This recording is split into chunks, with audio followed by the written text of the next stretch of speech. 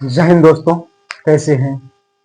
आइए इस लेक्चर में आज देखते हैं जो रासायनिक अभिक्रिया समीकरण जो पढ़े थे उसमें क्या क्या उसकी सीमाएं होती है। तो देखिए, जो रासायनिक समीकरण की जो सीमाएं हैं उसमें रासायनिक समीकरण से अभिकारकों और प्रतिफलों की भौतिक अवस्था की जानकारी नहीं हो पाती है। समीकरण जो है रासायनिक समीकरण क्या था, ये H2 प्लस Cl2 जो THCl बना था, इससे हमको जो ये किस अवस्था में है, ठोस में है, द्रव में है, गैस में है, इसकी जानकारी नहीं हो पाती है। अभिक्रिया के फलस्वरूप उत्सर्जित या अवशोषित ऊष्मा की जानकारी रासायनिक समीकरण से नहीं हो पाती है। कहने का मतलब उत्सर्जित या अवशोषित यानी कि जो ऊष्मा या तो लिया है या ऊष्मा छोड़ा है, यानी या तो ऊष्मा क्षेपी है या ऊष्मा शोषी है, जो इसकी जानकारी इस समीकरण से नहीं हो पा रही है। उसके बाद क्या कहना है कि रासायनिक समीकरण से पता नहीं चलता है कि अभिक्रिया किन दशाओं में संभव है। दशा कहने का मतलब है जो हवा के दाब में, पानी के दाब में, किस दशा में संभव नहीं है। रासायनिक अभिक्रिया से वेग के संदर्भ में कोई जानकारी नहीं देता है।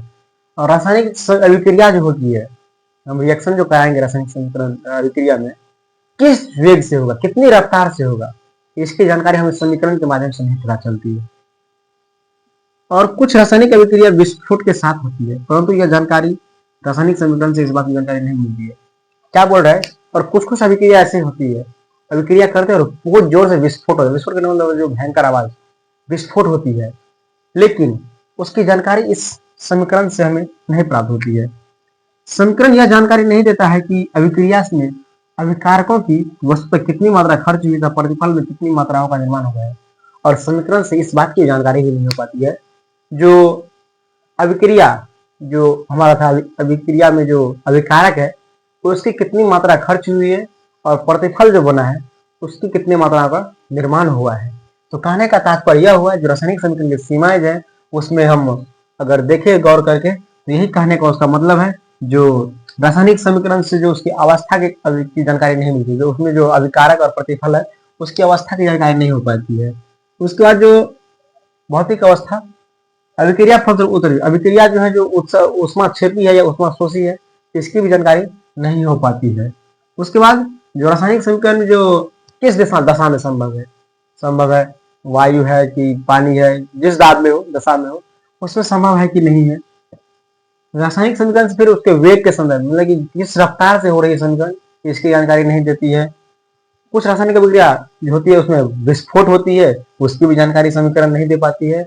और समीकरण से इस बात की जानकारी भी नहीं होती है जो अभिकारक और प्रतिफल में कितने, अभिकारक में कितनी मात्रा का वस्तु का जो निर्माण कितनी यूज हुआ है और प्रतिफल में कितने मात्रा में वस्तु बना हुआ है।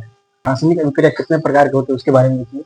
पहला जो अभिक्रिया उसकी क्या नाम है, संयोजन या संश्लेषण अभिक्रिया। संयोजन करने का मतलब क्या, मिलन, यानी मिलने से अभिक्रिया हो रही है। उसके बाद क्या है, विघटन, वियोजन या अपघटन, यानी टूटकर हो रहा है।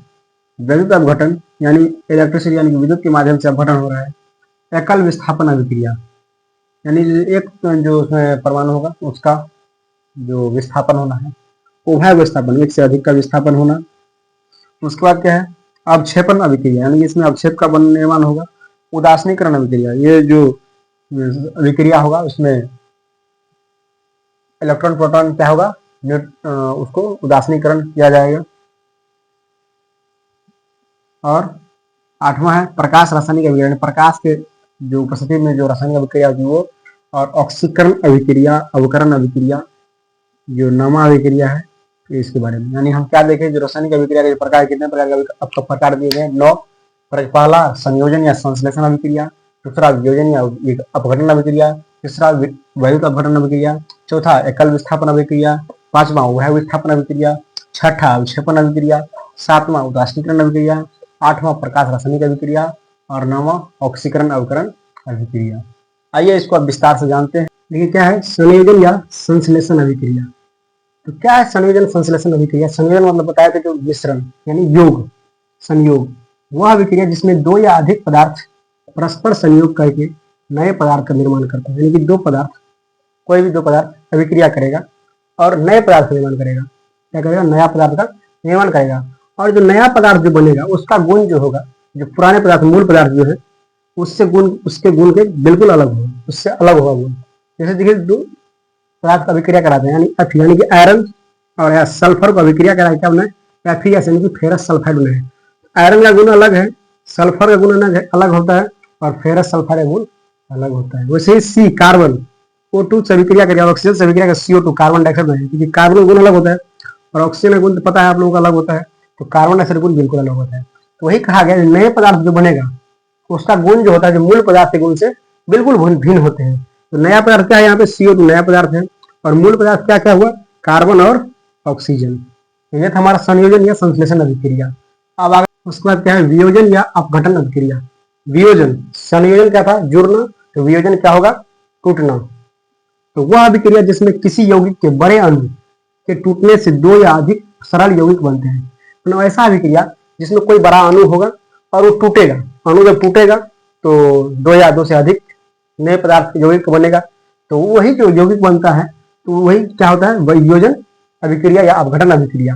तो वही सेम गुण जो जिस प्रकार बताया था, संयोजन अभिक्रिया में नए पदार्थ से अभिक्रिया करने पर नया पदार्थ जो बनेगा जो मूल यौगिक के गुण से अलग होगा, उसी प्रकार इसमें भी जो नया यौगिक बन रहा है टूटने के बाद, तो उसका गुण जो होगा जो पुराना अणु है उसके गुण से बिल्कुल अलग होगा। जैसे देखिए CaCO3 कैल्शियम कार्बोनेट है, ये टूटने के बाद क्या बन रहा है, कैल्शियम ऑक्साइड बनेगा और कार्बन डाइऑक्साइड गैस निकलेगा। तो वैसे ही पोटेशियम क्लोराइड 2KClO3 है, ये जो अभिक्रिया करेगा अपघटन होगा, तो अपघटन होने के बाद क्या होगा, 2KCl यानी कि पोटेशियम क्लोराइड बनेगा और ऑक्सीजन गैस का इसमें निकलेगा। तो यह था हमारा क्या, वियोजन या अपघटन अभिक्रिया।